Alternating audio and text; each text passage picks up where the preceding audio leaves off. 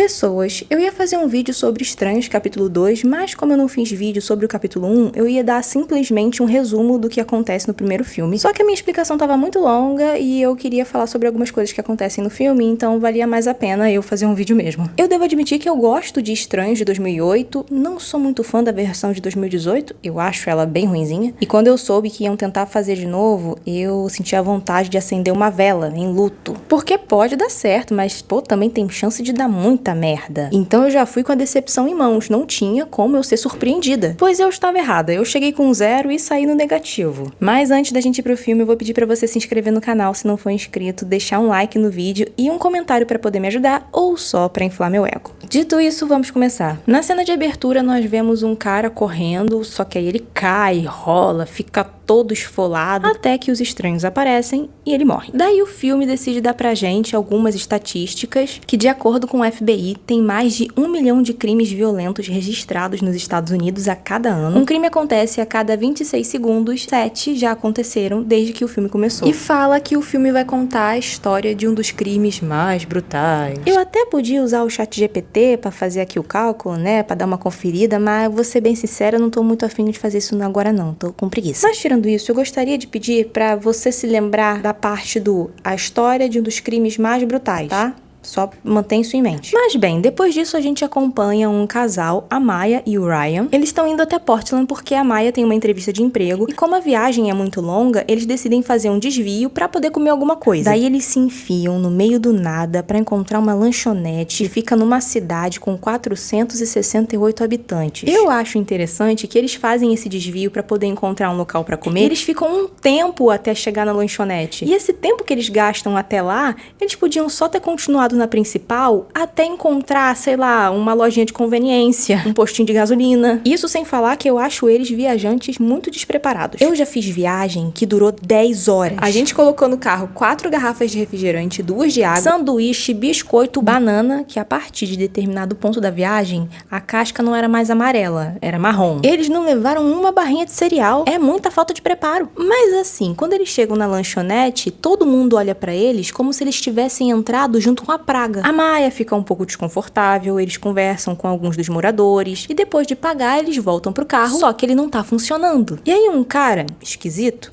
aparece e ele é o dono da oficina da cidade. E esse senhor, com esse aspecto muito simpático, fala que uma peça deu problema e que ela tem que ser substituída. O problema é que a loja que vende a peça já tá fechada, então eles só vão poder comprar no dia seguinte e por isso o Ryan e a Maya vão ter que passar a noite na cidade. E o filme não faz questão nenhuma de ser discreto. Ele quase esfrega na nossa cara que realmente há a possibilidade de que esse carro só parou de funcionar porque alguém mexeu nele. E assim, ficou tão na cara que até o Ryan percebeu. E aí, por alguma razão, ele achou que era de bom tom falar na cara deles de que isso é um golpe, que ele não vai cair nessa e que ele não vai pagar e que não sei mais o que, sendo que ele está no meio do nada, em uma cidade que é um ovo, com pessoas estranhas em todos os sentidos da palavra. Até as crianças desse lugar são esquisitas. Então assim, não foi uma atitude muito inteligente. Eu tava até esperando que a qualquer momento ele fosse ligar pra polícia, esquecendo que quem responderia ao chamado seria o xerife da cidade, que mora na cidade, que provavelmente conhece todo mundo nela. E ao longo do filme você vai perceber que o Ryan, ele realmente não tem muito senso de autopreservação, ele é meio ruinzinho nisso. E eu parei pra pensar um pouquinho aqui, esse golpe também não é muito bom, porque ele só funciona se o otário da vez não tiver uma coisinha chamada seguro. Porque se o Ryan simplesmente ligasse pro reboque, ele podia sair do meio do nada. Se bem que é os Estados Unidos, né? O povo lá quase não tem nem plano de saúde, então é meio que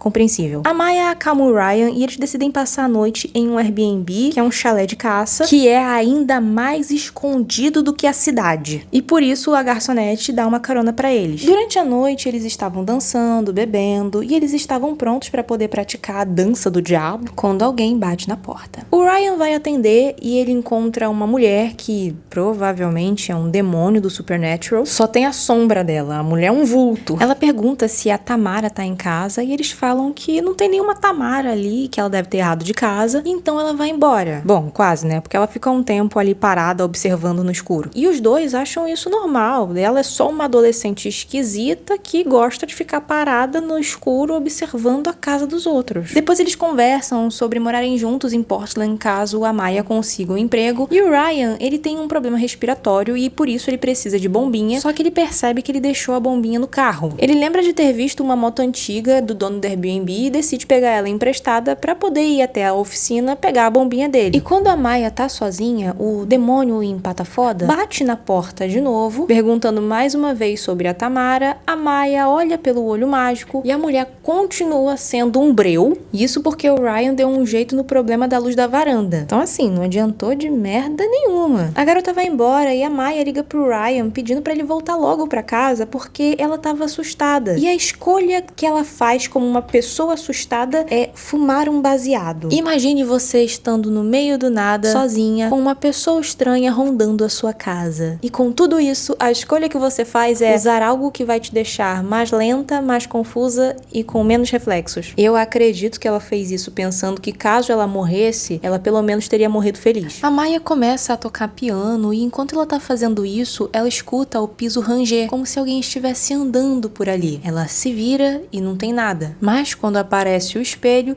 vemos que tem alguém ali. Depois disso, ela vai tomar um banho e lá está o cabeça de saco novamente. E se você pensa que a Maya vai perceber alguma coisa aqui, não vai, tá? A visão periférica dela é péssima. Quando a Maya tá secando o cabelo, a luz desliga e ela usa o celular pra poder encontrar o disjuntor. Mas ela acaba encontrando com um dos estranhos e ao invés dela correr pra saída, ela sobe as escadas, se tranca num armário e fica lá dentro com a lanterna do celular ligada. Tadinha, não sabe como funciona luz e sombra. É isso aqui que ia acontecer. A atitude dela não foi muito inteligente, tanto que os assassinos deixaram pra matar ela depois. Tava fácil demais. A Maya tá morrendo de medo e o Ryan aparece perguntando por que ela tá escondida no armário. Ele achou ela com bastante facilidade. Por que será? Eles vão até o disjuntor, a luz volta e a Maya conta que tinha alguém na casa. E o Ryan fala que tava escuro e que ela podia estar só confundindo o que ela viu com um retrato que tava na parede. O retrato tá longe pra cacete e a pessoa tinha um corpo. E eu fiquei pensando que a Maya fosse rebater e insistir de que tinha alguém ali. Mas não, ela aceita numa boa. Ela tava numa brisa muito louca, então provavelmente o que ela viu foi simplesmente uma alucinação daquilo que ela tinha fumado. Senhora, eu vou ter que dizer que caso você esteja tendo alucinação, o que você está usando não é maconha, tá?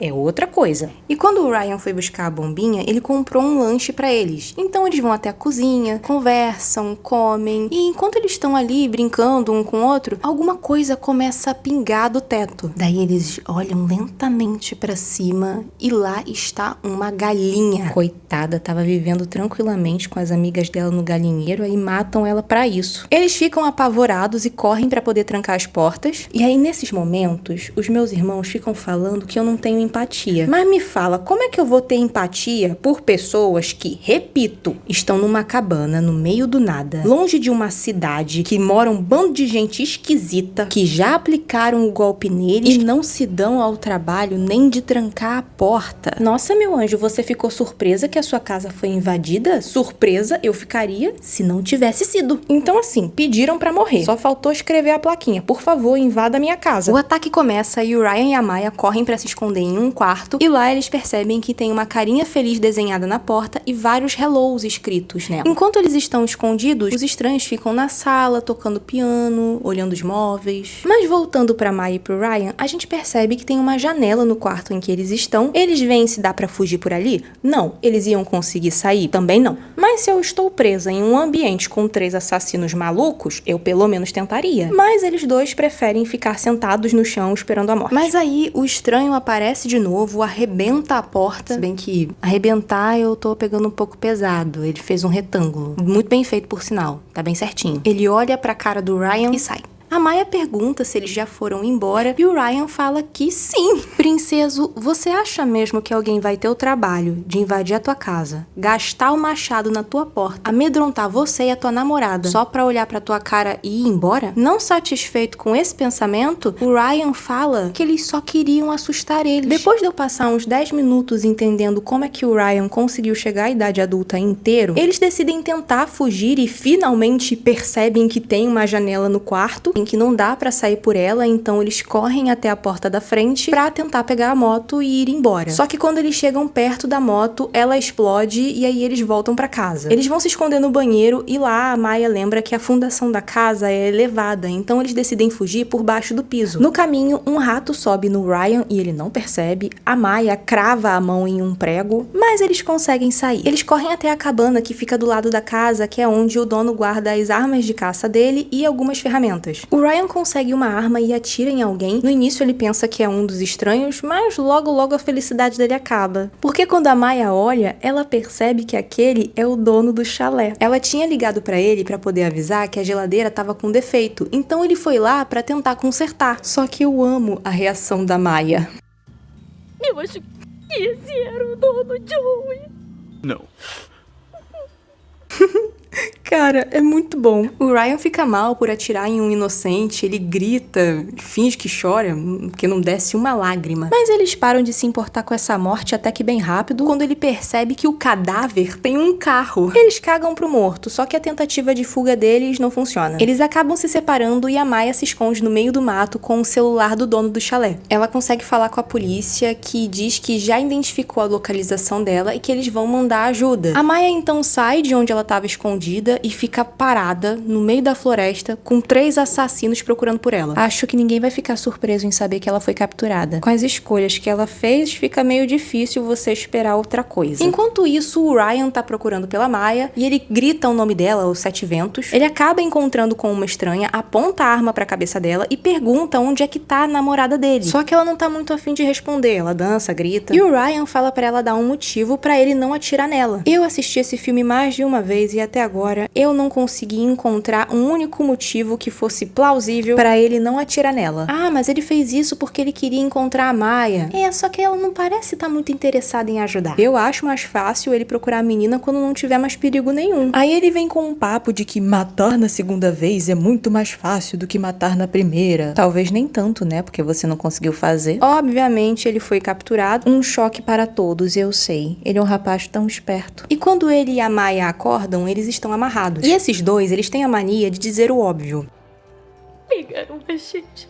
É, Maya, eu acho que ele percebeu. Na verdade, tá até um pouco difícil não notar. O Ryan pede a Maya em casamento, ela aceita. Ele é apunhalado e empurram a cadeira dele em um ato bem dramático. E aí ele morre. E então temos a cena do por que vocês estão fazendo isso? Por que vocês estavam aqui? Daí eles apunhalam a Maya e empurram a cadeira dela também. Ela podia ter morrido, mas não, né? A gente sabe que vai ter o capítulo 2. A polícia aparece, os estranhos fogem e a gente vê a Maya no hospital. E continua. Então tá, o filme acabou. Vocês lembram da história de que esse é um dos crimes mais brutais que já aconteceu? Não que eu esteja pedindo pra alguém ser desmembrado, torturado, tenha suas tripas postas pra fora, ou sei lá, seja escalpelado. Só que me prometeram brutalidade e me entregaram 2 facadas. Propaganda enganosa. A morte mais brutal que eu vi nesse filme provavelmente foi a da pobre da galinha, que tava vivendo tranquilamente, e aí mataram ela pra ela pingar 2 gotinhas de sangue e ficar desenhando carinha feliz em porta. Mas é isso, valeu por assistir o vídeo até aqui, a gente se vê na próxima e descanse em paz, galinha.